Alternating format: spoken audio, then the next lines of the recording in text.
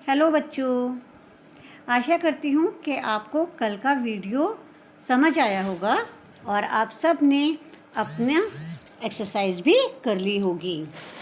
तो चलो अब हम अभ्यास के और प्रश्न भी कर लेते हैं। जैसा कि आप सभी जानते ही हैं कि कल हमने अपने अभ्यास का पहला प्रश्न किया था तुम्हारी समझ से। आज हम इसका दूसरा प्रश्न करेंगे, कैसा कौन। क्या कैसा, क्या कौन।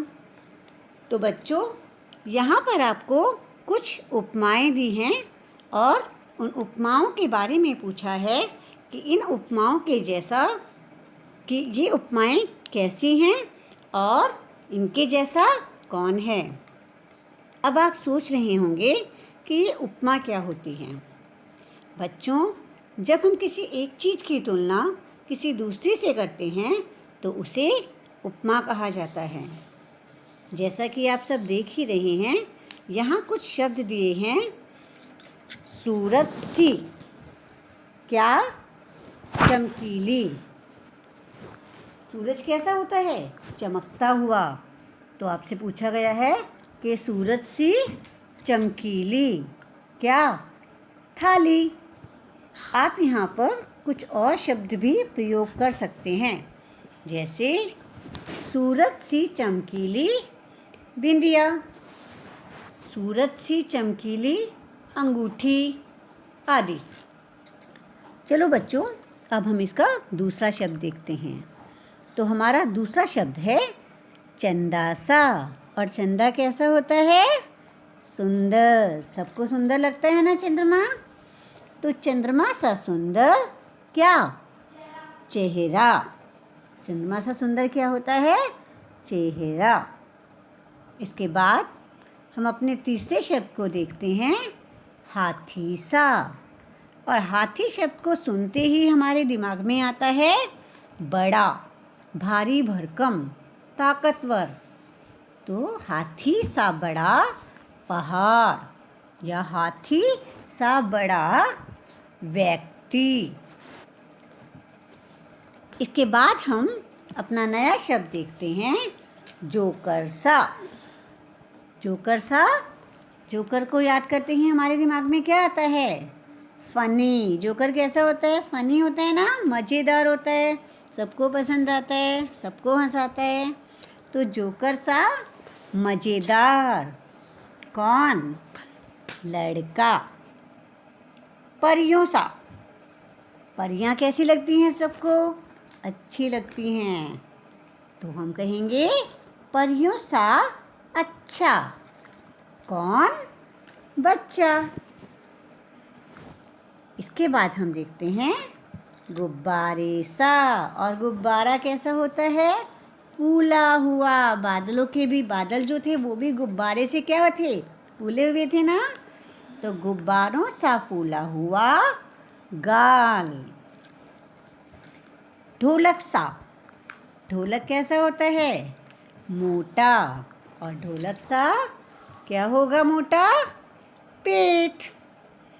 तो आप सबको अच्छा लगा?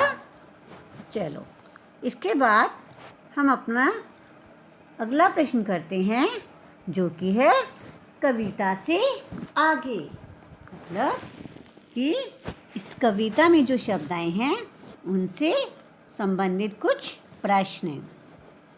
आपने कविता में एक शब्द पढ़ा था, तूफानी बादल। तो बच्चों, आप जानते हैं तूफान क्या होता है? तो हम तूफान क्या होता है बच्चों? जब बहुत ज़ोर ज़ोर से हवाएं चलती हैं और उसके साथ साथ बरसात होती है, बिजलियां कड़कती हैं, तो उसे हम कहते हैं तूफान। तो आप तूफान की परिभाषा दे सकते हैं, ज़ोर ज़ोर से बारिश का होना, हवाओं का चलना व बिजलियों का कड़कना तूफान कहलाता है। इसके बाद एक और प्रश्न दिया है, बादलों को तूफानी क्यों कहा गया है? क्योंकि कई बार हमारे बादल भी बरसात के साथ तेज हवाएं चलाते हैं और साथ में बिजलियां भी कड़कती हैं। अब हम देखते हैं प्रश्न ख। साल के किन किन महीनों में ज़्यादा बादल छाते हैं? वैसे तो बच्चों आजकल आप देखते हैं कि बरसात जो है वो किसी भी महीने में हो जाती है। दिसंबर में भी हो जाती है, जनवरी में भी हो जाती है, अप्रैल में भी हो जाती है। पर सबसे ज़्यादा जो बरसात होती है हमारी वो होती है जुलाई और अगस्त के महीने में। अब हम करते हैं प्रश्न ग। कविता में काले बादलों की बात की गई है। क्या बादल सचमुच काले होते हैं? तो बच्चों वैसे तो हमारे बादल नीले या सफ़ेद रंग के होते हैं, परंतु जब हमारे बादलों में पानी बहुत ही घना हो जाता है और जब पानी के जो कण हैं वो बहुत पास पास हो जाते हैं तो हमें बादल काले लगने लगते हैं।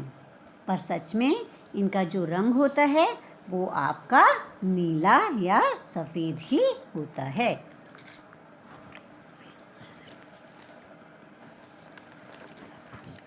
अब ठीक है, तो अब आप अपने आसपास में या अपने मम्मी पापा से भी पूछ सकते हैं कि बादल किन किन रंगों के होते हैं।